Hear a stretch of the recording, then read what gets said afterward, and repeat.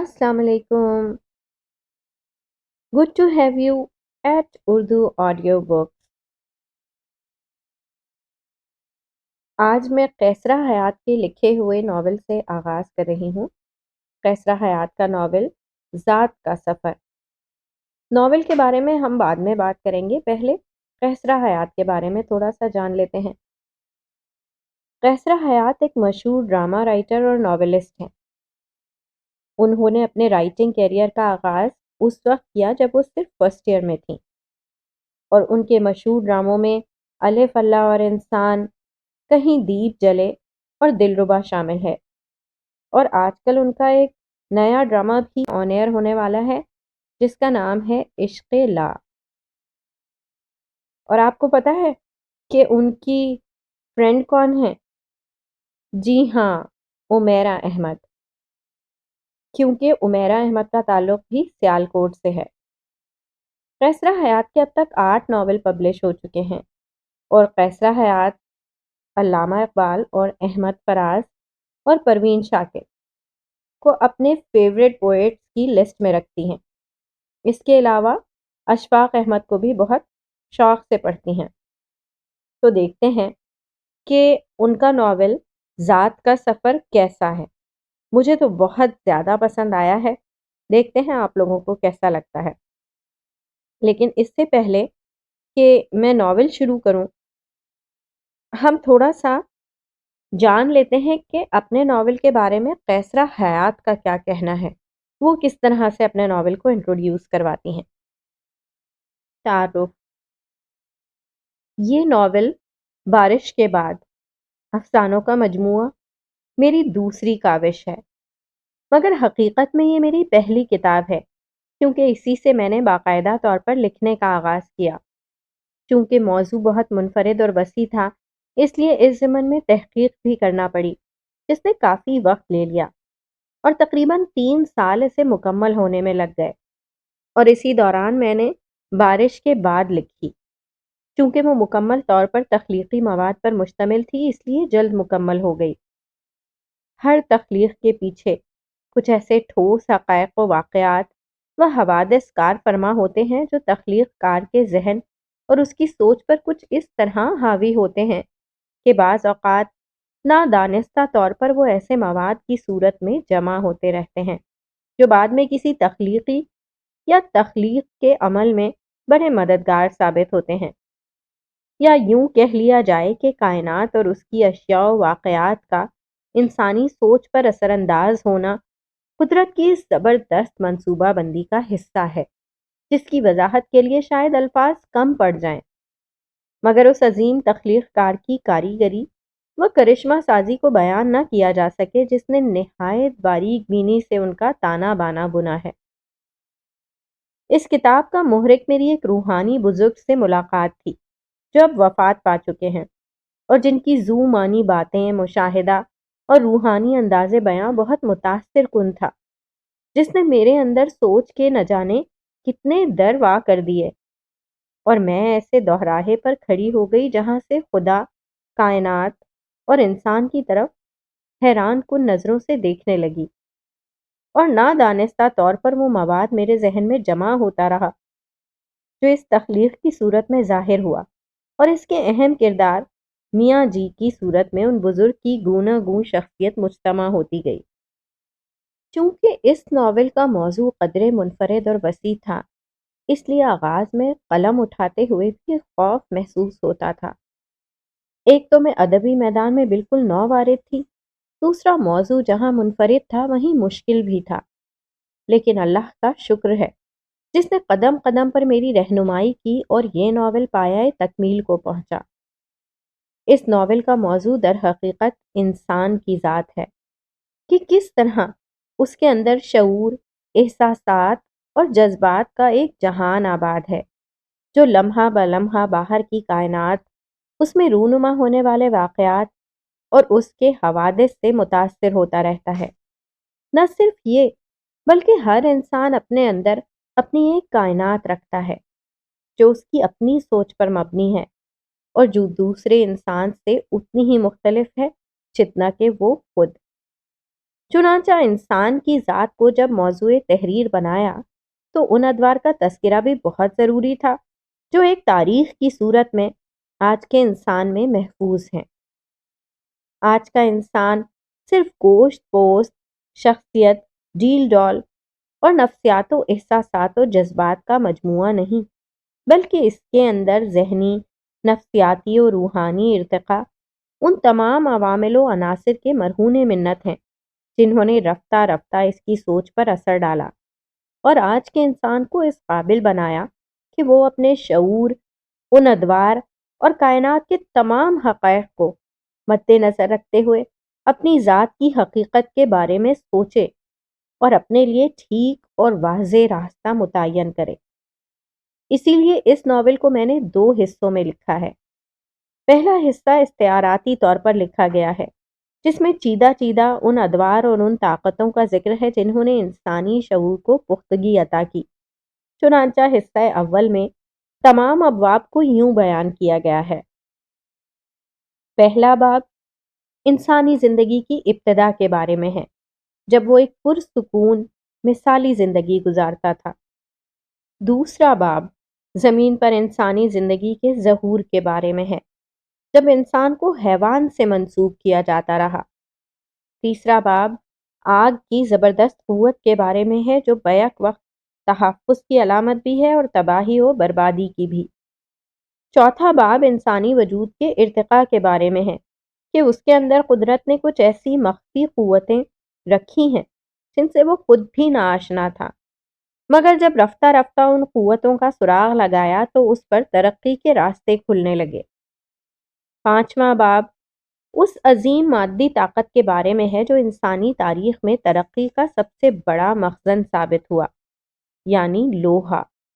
कुदरत की ऐसी कारामद व कीमती धात जिससे इंसान जा बजा नित नई ईजादात में मसरूफ़ हो गया है और अभी तक तमाम ईजादात में ये धात इस्तेमाल होती आ रही है। छठा बाब इंसान जिसे अशरफुल मखलूक़ात के दर्जे से नवाजा गया है, उसको इस कायनात में अपने मकाम और हैसियत का अंदाज़ा भी होना चाहिए। चुनांचा इंसान को तंबीहन याद दिलाया गया है कि वो अपनी इब्तिदा को ना भूले, वो कहाँ से आया है और उसे कहाँ जाना है। सातवां बाब इंसान के अंदर मौजूद शर की एक ज़बरदस्त क़ुव्वत के बारे में है। इंसान चूँकि शर व खैर का मजमूआ है और शर का ज़बरदस्त इज़हार उस दरिंदगी और हैवानियत की सूरत में ज़ाहिर होता है जब एक इंसान दूसरे इंसान को नाहक कत्ल करता है और जिसका अंजाम हमेशा ही ज़िल्लत और रुसवाई की सूरत में निकलता है, मगर जिसका मादा बदरजाए अतम इंसान में मौजूद है।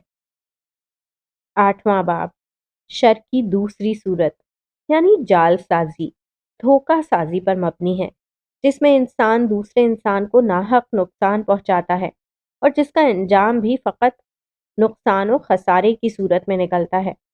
चुनांचा शर की दोनों सूरतों का जिक्र किया गया है। हिस्सा 2 में उन तमाम वाक़यात व हवादिस का ज़िक्र किया गया है जो रफ्ता रफ्ता इंसान की सोच, नफ्सियात और एहसासात पर असरअंदाज होते हैं और बिल-आखिर इस रूहानी इर्तिक़ा की तरफ इंसान सफ़र करता है, जिसके लिए कुदरत ने कायनात के इस अज़ीम शाहकार इंसान को तख़लीक़ किया है।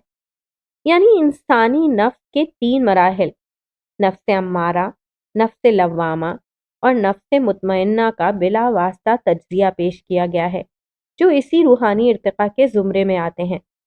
गो के इनका वाज़ेह इदराक और इनकी हकीकत का शऊर दोनों ही नामुमकिनात में से हैं। मेरे अंदर ये शदीद ख्वाहिश थी कि खुदा, इंसान और कायनात को मौजू बनाकर कुछ तहरीर करूं, क्योंकि मेरे ख़याल में इन तीनों में जब हम आहंगी पैदा होती है तो इंसान इंसानियत के उस दर्जे पर फाइज होता है जिस दर्जे पर खुदा इंसान को देखने का ख्वाहां है। इस दर्जे को पाने के लिए इंसान को अपने नफ्स के शऊर का इदराक होना बहुत ज़रूरी है और जब ये शऊर हासिल होता है तो इंसान इर्तिक़ाई मराहिल तय करता है और ये मराहिल तब ही तय किए जा सकते हैं जब इंसान के अंदर मंजिल तक पहुंचने की जुस्तजू हो। اور جب وہ جستجو کا یہ سفر مکمل کر لیتا ہے تو خاک کے ذروں سے آسمان کی وسعتوں تک ہر طرف ہم آہنگی پیدا ہو جاتی ہے، اور جب یہ ہم آہنگی پیدا ہو جاتی ہے تو انسان کو مثلث کی اس تکمیل کا احساس ہونے لگتا ہے، جس کے ایک کونے میں خدا، دوسرے میں انسان اور تیسرے میں کائنات ہے۔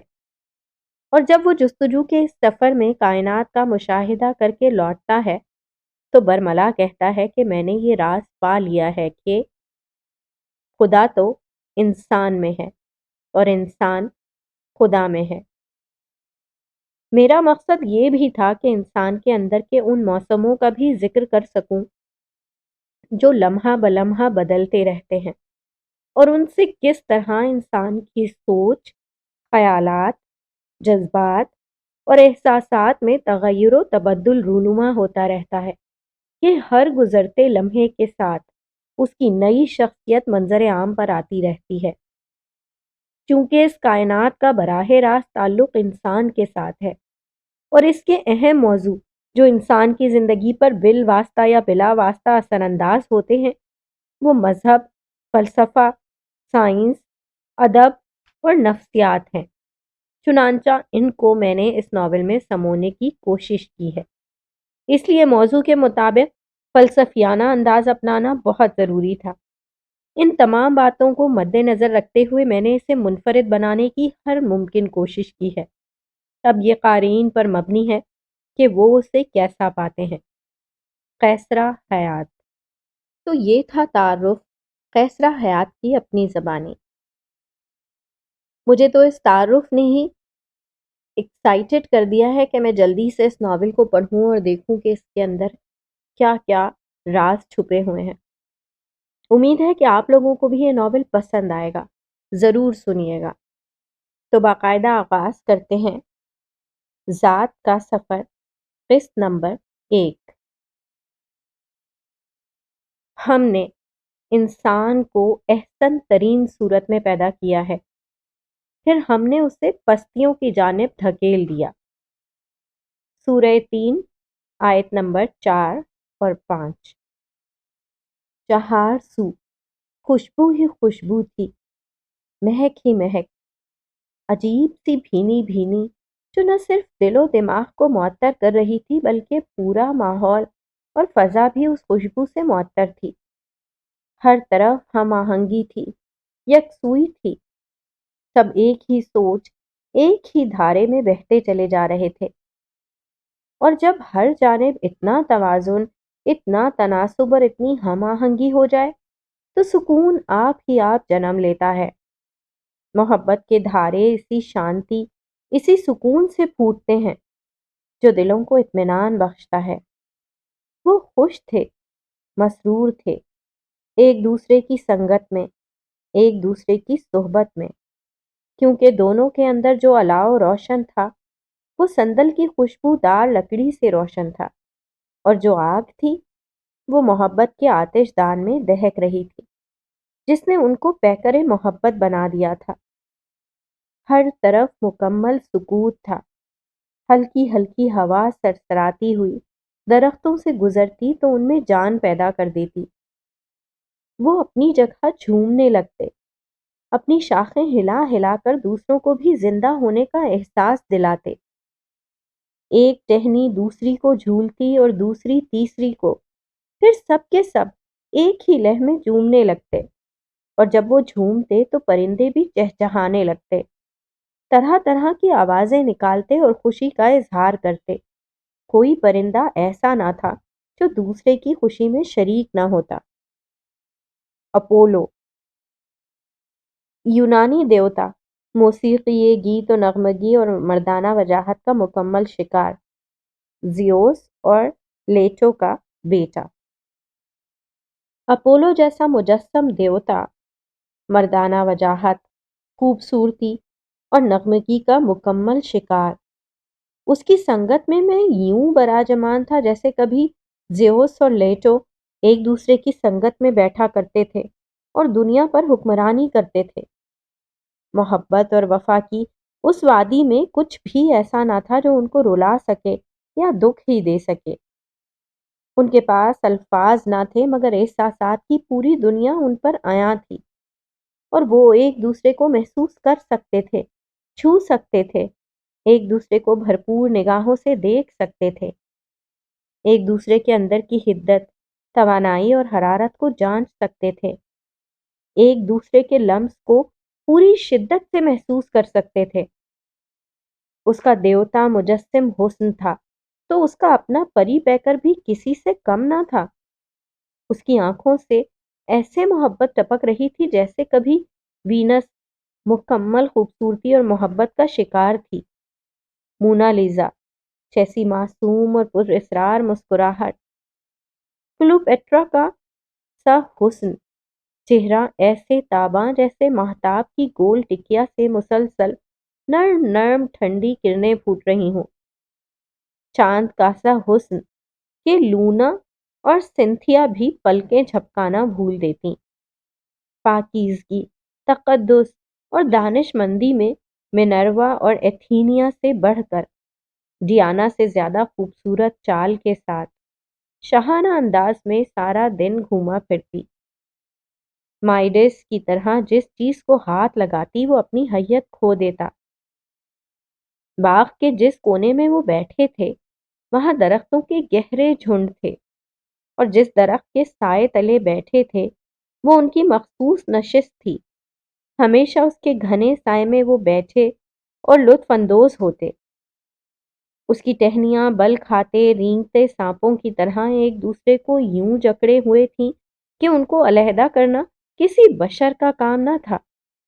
اس کی جڑیں جا بجا زمین سے باہر نکلے ہوئی تھیں، کچھ تو ابھر کر بہت اوپر آ گئی تھیں اور انتہائی موٹی اور سخت ہو گئی تھیں، جیسے نوخیز پودوں کے گرد اونچی نیچی اینٹوں کی کیاریاں لگی ہوں۔ اس کا سایہ ٹھنڈا اور گھنا تھا، اس جیسا کوئی درخت وہاں نہ تھا۔ یوں لگتا تھا جیسے خاص ان کی پسند کے مطابق اس کو وہاں لگایا گیا ہو۔ تھوڑے سے فاصلے پر آڑو، خوبانی، لیچی اور انگور کے پھلدار درخت جا بجا نظر آ رہے تھے، اور پھلوں کی ملی جلی خوشبو سے سارا باغ مہک رہا تھا۔ کبھی کبھی ہلکا سا قہقہا گونجتا اور اس کی کھنک سے سارے ماحول میں جھنکار سی پیدا ہو جاتی۔ وہ اٹھی تو وہ بھی اس کے ہمراہ اٹھ گیا۔ دونوں باغ میں ادھر ادھر گھومنے لگے۔ اسے بھوک محسوس ہو رہی تھی۔ وہ سیبوں کے ایک درخت کے پاس رک گئی۔ ایسے خوبصورت گولڈن سیب جیسے ہیسپرائڈس کے باغ میں ہوتے تھے، اور کسی کو انہیں ہاتھ لگانے کی جرت نہ ہوتی تھی۔ اس نے سیب کو پکڑنا چاہا مگر وہ اس کے ہاتھ سے بار بار چھوٹ جاتا۔ کئی بار اس نے کوشش کی مگر سیب نہ توڑ سکی۔ وہ خود آگے بڑھا اور سیب توڑ کر اسے دے دیا۔ اس نے جلدی سے سیب منہ میں ڈالا مگر اگلے ہی لمحے رک گئی اور جلدی سے سیب اپنے دیوتا کو پیش کیا۔ وہ مسکرایا اور ایک اور سیب توڑا۔ دونوں ایک دوسرے کے لیے محبت کے اس لمس کو محسوس کیے بغیر نہ رہ سکے۔ اس نے اس کے ہاتھ کو اپنے ہاتھوں میں تھام لیا اور اسے زور سے دبایا۔ دونوں کے ہاتھوں کی لکیریں ایک دوسرے میں مدغم ہو گئیں، یوں جیسے ایک دوسرے کے اندر کھپ گئی ہوں۔ خون کی گردش یوں رک گئی جیسے سارا زمانہ اپنی جگہ ساکن ہو گیا ہو۔ خون کے اس دباؤ سے آہستہ آہستہ حرارت پیدا ہونے لگی، اور ہتھیلیوں میں آہستہ آہستہ پانی سا جمع ہونے لگا۔ دونوں کے ہاتھ گیلے ہو گئے۔ محبت کے اس جوش و جذبے سے دونوں مسرور ہو رہے تھے۔ تب دونوں نے زندگی سے بھرپور قہقہا لگایا جس کی گونج سے در و دیوار گونج اٹھے۔ ساکت ماحول زندہ ہو اٹھا۔ پرندوں نے بھی حیرانی سے دیکھا، سنا، اور جواباً وہ بھی زور زور سے چہچہانے لگے۔ ہر طرف خوشی ہی خوشی اور سکون ہی سکون تھا۔ دونوں باغ میں گھومنے لگے، اور ہمیشہ کی طرح وہ اس ٹیلے کی جانب بھاگنے لگی جو ہمیشہ خوشی میں اس کو اپنی طرف کھینچتا تھا۔ ٹیلا ایسے سیاہ تھا جیسے بجھی راکھ میں پانی ملا کر اس کو ایک جگہ اکٹھا کر دیا ہو۔ وہ پراشتیاق نگاہوں سے کبھی دیوتا کی طرف دیکھتی تو کبھی اس کی طرف۔ دیوتا نے نگاہوں ہی نگاہوں میں اسے سرزنش کی اور اسے روکنے کی کوشش کی۔ وہ رکی، اس کی جانب دیکھا اور پھر اس تیز رفتاری سے بھاگنے لگی جیسے کبھی اٹلانٹا اپنی تیز رفتاری کی وجہ سے مشہور تھی۔ وہ بھی اس کے پیچھے بھاگا، مگر وہ اس سے کہیں زیادہ آگے تھی۔ اس نے جلدی سے اس ٹیلے کے اوپر پاؤں رکھا، مگر ٹیلا تو ایک سراب تھا، بھربھری ریت کی مانند۔ اس کا پاؤں دھنستا ہی گیا اور وہ دھڑام سے نیچے گری۔ دیوتا نے حسرت سے اس کی طرف دیکھا، اس کی آنکھوں میں آنسو دیکھ کر پریشان ہو گیا۔ اس نے جلدی سے اس جگہ قدم رکھا اور اس کی جانب اپنے ہاتھ بڑھائے، مگر وہ کہاں تھا؟ دور، اسفل السافلین جیسی گہرائیوں میں۔ وہ گھٹنے پر سر رکھ کر اس کے پاس پریشان بیٹھا تھا اور سوچ رہا تھا، وہ خواب تھا، سراب، یا حقیقت؟ بے شک انسان پر زمانے میں ایک ایسا وقت بھی آ چکا ہے جب وہ کوئی قابل ذکر چیز نہ تھا۔ سورہ دہر، آیت 1۔ ہر طرف ابلتے لاوے کا شور ہی شور تھا، اتنا شور کہ کان بڑی آواز سنائی نہ دیتی تھی۔ آگ کے شعلے آسمان کو چھونے کی کوشش کر رہے تھے، ہر طرف لاوا ہی لاوا تھا، آگ ہی آگ، تاریکی میں آگ، روشن تانبے کی طرح، کبھی نارنجی، کبھی سرخ، کبھی آتشی، کبھی ست رنگی شعاعیں لیے ہوئے، شاید تاریکی کو روشن کرنے کی تگ و دو میں تھیں، مگر تاریکی تھی کہ نکس کی طرح بال کھولے ہر طرف اڑتی پھر رہی تھی، یوں جیسے آگ اور تاریکی میں چومکھی کھیل ہو۔ وہ آگ کو بھڑکانے کے لیے اپنے اندر کی اور تاریکی باہر نکالتی، اور آگ اس کو نیچا دکھانے کے لیے اور بھڑک اٹھتی۔ عجیب سما تھا، کوئی بھی ہار ماننے کو تیار نہ تھا۔ تب ایریبس نکس کی مدد کو پہنچا اور آگ کو ہار ماننا پڑی، دونوں نے مل کر اسے ہرا ہی دیا۔ آگ کے شعلے دبنے لگے، آگ آہستہ آہستہ بہہ کر ٹھنڈی ہونے لگی۔ مسلسل لاوے کے پھوٹنے سے جو گھن گرج اور گھڑگڑاہٹ تھی، اب آہستہ آہستہ کم ہونے لگی۔ ہر مرتعش چیز کو سکون سا میسر آنے لگا، کپ کپاہٹ کم ہو گئی، ہر چیز تھم گئی، پرسکون ہو گئی۔ ہر طرف پانی ہی پانی تھا، کہیں سیاہ، گدلا، شفاف، کڑوا، میٹھا، نمکین، کھارا، تعفن سے بھرپور، تو کہیں میٹھا، صاف شفاف، ننگ دھڑنگ وجود پانی کی تلاش میں سرگرداں تھے۔ کہیں سے میٹھا پانی مل جائے تو وہ اپنی پیاس بجھا سکیں، اور جب اچانک ابلتے ہوئے آتش فشاں کو دیکھا تو سہم کر دبک کر بیٹھ گئے، اور اندر باہر بے چینی ہی بے چینی تھی، بے انتہا اضطراب، بے پناہ شور، ایسی سراسیمگی، ایسی پریشانی، ایسا خوف جس کو وہ کوئی نام نہ دے سکے۔ بس نگاہوں ہی نگاہوں میں ایک دوسرے کی طرف دیکھتے رہے۔ خوف ان کے چہروں پر ابھرے ہوئے نقوش سے صاف جھلک رہا تھا۔ وہ اپنی پیاس بھول گئے۔ دور پانی نظر آ رہا تھا، مگر اب کس کو طلب تھی؟ کوئی جائے پناہ، کوئی ٹھکانہ از حد ضروری تھا، جہاں وہ اپنے وجود کو تحفظ دے سکیں، مگر کہاں؟ ہر طرف خوف ہی خوف تھا، تاریکی ہی تاریکی تھی، ہوا میں خنکی سی تھی، کچھ اندر کو خوف اور خنک ہوا دونوں نے جھرجھری لی، جسم کپ کپانے لگے اور دل زور زور سے دھڑکنے لگے۔ ہوا تیز تیز چلنے لگی، جنگل بیابان میں پتوں کی سرسراہٹ انہیں اور دھمکانے لگی۔ جو آج دیکھا پہلے کبھی نہ دیکھا تھا، جن آوازوں سے کان آج آشنا ہوئے تھے پہلے کبھی نہ ہوئے تھے۔ وہ خوف کے مارے جہاں کھڑے تھے وہیں دبک کر بیٹھ گئے۔ وہ اس کے ساتھ چمٹ گئی، اس کے پاس الفاظ نہ تھے کہ اپنے خوف کو بیان کر سکتی۔ اپنے اندر کے ڈرے سہمے جذبوں کو کس نام سے پکارتی؟ وہ بے بسی سے اس کی طرف دیکھ رہی تھی۔ وہ ان جذبوں کو سمجھ رہا تھا، محسوس کر رہا تھا، مگر نہ کہہ سکتا تھا، نہ دلاسا دے سکتا تھا۔ اندر ہی اندر کچھ کھول رہا تھا، جیسے باہر آنے کو بےتاب ہو، مگر زبان تک آتے آتے رک جاتا تھا۔ گلے میں ایک پھانس سی تھی، جیسے اندر ہی اندر مسلسل رونے سے لگ جاتی ہے۔ وہ شوں شوں کی عجیب و غریب آوازیں نکال رہا تھا اور ساتھ ہی غصے میں اپنا ہاتھ زور زور سے زمین پر مار رہا تھا۔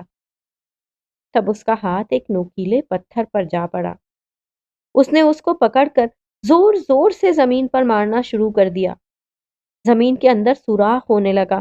جیسے جیسے زمین کھدنے لگی، اس کے اندر کے جنون کو، خوف کو سکون سا ملنے لگا۔ زمین پھٹ چکی تھی اور اس کے اندر گڑھا گہرا ہوتا جا رہا تھا۔ اسے اپنے اندر کسی مخفی طاقت کا احساس سا ہونے لگا۔ وہ اور زور و شور سے اسے کھودنے لگا۔ تب ایوس نے اپنے پر پھیلائے اور تاریکی چھٹنے لگی۔ ہر چیز عیاں ہونے لگی۔ گڑھا کتنا گہرا ہو گیا تھا وہ دیکھ کر خوش ہوا۔ زمین کے اندر اتنا سوراخ گیا تھا کہ عورت آسانی سے اس کے اندر بیٹھ سکتی تھی۔ اس نے اسے اندر بٹھایا اور خود باہر کھڑا ہو کر دیکھنے لگا۔ تحفظ کا نیا احساس پچھلے خوف کو لے اڑا۔ وہ مسرور تھا۔ اس کے چہرے پر مسکراہٹ پھیلی، ایسی فاتحانہ جیسے ایک جہان فتح کر لیا ہو۔ وہ خوش خوش اس کے گرد یوں چکر کاٹنے لگا جیسے رقص کر رہا ہو۔ وہ خوش تھا اور مطمئن بھی۔ اندر کی ایک مخفی طاقت کا راز اس نے پا لیا تھا۔ وہ کیا تھی؟ کہاں سے آئی تھی؟ اور اس نے کیسے جنم لیا تھا؟ ان تمام باتوں سے بے نیاز صرف اور صرف وہ خوش تھا۔ اسی خوشی میں الٹی سیدھی قلابازیاں کھا رہا تھا جیسے بندر ناچ رہے تھے، اور وہ ان کی سنگت میں اچھل کود رہا تھا، مگر ان سے بے نیاز۔ تو میں نے تم کو بھڑکتی آگ سے متنبع کر دیا۔ سورہ لیل، آیت نمبر 14۔ بچے مل کر کنکریوں اور پتھروں سے کھیل رہے تھے۔ کبھی چھوٹی چھوٹی کنکریوں کو ہوا میں اچھالتے اور انہیں پکڑنے کے لیے ایک دوسرے کے اوپر چڑھنے کی کوشش کرتے۔ ان کے ننگ دھڑنگ وجود مٹی سے اٹے تھے۔ یوں لگ رہا تھا جیسے مٹی کے بطن سے لتھڑے ہوئے وجود باہر نکل کر گھومنا شروع ہو گئے ہوں۔ ان کی رنگت بھی ایسی ملگجی تھی جیسے زمین کی گدلی رنگت۔ ان کی آوازیں ایسی تھیں جیسے بندر آپس میں باتیں کرتے ہیں، ایسی بولی بولتے جیسے پرندے آپس میں بولتے ہیں۔ ان کی ہنسی بھی ان کی ہنسی معلوم نہ ہوتی تھی۔ جانوروں درندوں کے اندر رہ رہ کر وہ بھی ان کی طرح نیم وحشی درندے ہو گئے تھے، انہی کے قبیلے کا حصہ۔ یکدم ایک بچے کے پاؤں میں نوکدار پتھر چبھا۔ شدید چبھن اور کرب کے باعث وہ وہیں بیٹھ گیا۔ انتہائی غصے میں پتھر کو دیکھا اور اس کو اٹھا کر اس زور سے دوسرے پتھر پہ مارا کہ اس سے چنگاریاں سی نکلنے لگیں۔ ان چنگاریوں نے پاس بکھری سوکھی گھاس کو آنن فانن اپنی لپیٹ میں لے لیا۔ قریب ہی 2 سوکھی ٹہنیاں درخت سے ٹوٹ کر گری تھیں۔ آگ نے ان کو بھی اپنی آغوش میں لے لیا تو ایک جہان سا روشن ہو گیا۔ آگ جل اٹھی تو سب سہم گئے۔ بچے ایک دوسرے کے ساتھ جڑ کر بیٹھ گئے۔ آگ روشن ہوتی جا رہی تھی اور وہ زیادہ خوفزدہ ہوتے جا رہے تھے۔ ہر ایک کے لیے یہ ایک اچنبھے کی بات تھی۔ ماں باپ بھی آگ کی تابناکی دیکھ کر سراسیمگی کے عالم میں بچوں کی طرف دیکھ رہے تھے۔ ماں نے دھیان سے سب کی طرف دیکھا۔ سب سے چھوٹا بچہ غائب تھا۔ اس کا دل زور زور سے دھک دھک کرنے لگا اور مرد کو اشاروں سے سمجھایا۔ درختوں کے پیچھے کھڑکھڑاہٹ سی ہو رہی تھی۔ مرد نے پیچھے مڑ کر دیکھا۔ بچہ شیر کے پنجے میں تھا اور وہ اس کا نازک بازو منہ میں دبائے اسے گھسیٹ رہا تھا۔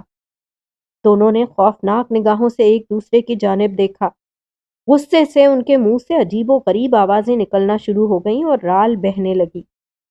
چہروں پہ کئی رنگ آئے اور بکھر گئے۔ سہمے ہوئے بچے، آگ، شیر، خوف، سراسیمگی اور پریشانی سب نے مل کر اندر ہی جان سا پیدا کر دیا۔ ایک تلاتم سا برپا ہو گیا۔ ایسے ایسے جذبے سر اٹھانے لگے جن سے پہلے وہ بالکل نہ آشنا تھے۔ یک دم اس نے بھڑکتی آگ کی طرف دیکھا۔ عجیب سا احساس بیدار ہوا۔ آگ سے ڈرنے کی بجائے نادانستہ وہ اس کی جانب لپکا اور جلتی ہوئی ٹہنی اٹھا کر زور سے شیر کی جانب پھینکی۔ شیر ہراساں ہو کر بھاگ نکلا۔ بچہ وہیں درد سے بلبلا رہا تھا۔ سب بھاگ کر بچے کی طرف گئے۔ ماں نے اسے آغوش میں لیا اور اسے سینے سے چمٹا کر پیار کرنے لگی۔ مرد نے شکرانہ نگاہوں سے آگ کی طرف دیکھا۔ اس کی آنکھوں میں عقیدت اور محبت تھی۔ وہ اس کے آگے جھکا، اس کی طاقت کو سلام کیا، مگر اندر کی طاقت کا بھی جائزہ لیا۔ تلاتم، ہیجان، طوفان اب تھم چکا تھا۔ ایک نرم گرم احساس کے ساتھ آگ سے خوف کا احساس بھی بیدار ہو چکا تھا۔ ٹھنڈے میٹھے جذبات سے اس نے بچوں کو دیکھا۔ بھڑکتی آگ نے اس کے وجود کے اندر ایک جگہ بنا لی اور اس نے اس کے ہمراہ شعور کے دروازے پر قدم رکھا۔ آگ جہاں روشن کرتی ہے وہاں بھسم بھی کر سکتی ہے۔ خدا ہی تو ہے جس نے تم کو ابتدا میں کمزور حالت میں پیدا کیا، پھر کمزوری کے بعد طاقت عطا کی۔ الروم 54۔ اس کو شدید بھوک لگ رہی تھی مگر کھانے کو کچھ بھی نہ تھا، نہ غار کے اندر نہ باہر۔ غار ایسا تاریک اور کھوکھلا تھا جیسے اس کا پیٹ۔ وہ اندر بیٹھی کتنی دیر کھلی مٹی سے غار کی دیواروں پہ کچھ بناتی رہی، پھر باہر آ گئی۔ بچے دور آگ کے گرد کھیل رہے تھے۔ اس نے ان پہ ایک نگاہ ڈالی اور پھر درختوں کے پیچھے گھومنے لگی۔ بالآخر وہ اسے کونے میں بیٹھا مل ہی گیا۔ وہ اسے غار کے اندر لے گئی اور ایک ہاتھ پیٹ پر رکھا اور دوسرے سے دیوار کی طرف اشارہ کیا۔ وہاں الٹی سیدھی جانور کی شکل بنی تھی۔ وہ کونے کھدروں میں کچھ ڈھونڈنے لگ پڑا اور پھر باہر نکل آیا۔ باہر آ کر اس نے 4 گول گول پتھروں کو ایک موٹی سی ڈوری کے ساتھ باندھا اور دور چوکڑیاں بھرتے ہرن کی جانب پھینکا۔ پتھر اس کی ٹانگوں کو لگے اور وہ وہیں بلبلا کر گر پڑا۔ خون اس کی ٹانگوں سے بہنے لگا۔ وہ بھاگتا ہوا اس کی جانب گیا اور خون آلودہ زندہ ہرن کو آگ میں پھینک دیا۔ آگ سے پٹاخے نکلنے لگے۔ بچے خوشی سے چلانے لگے اور قلا بازیاں مارنے لگے۔ فضا میں بھنے ہوئے گوشت کی سوندھی سوندھی سی مہک پھیلنے لگی۔ انہوں نے ٹہنیوں کی مدد سے اس کو باہر نکالا اور سب اس پر یوں ٹوٹ پڑے جیسے مردار کے اوپر گدھ۔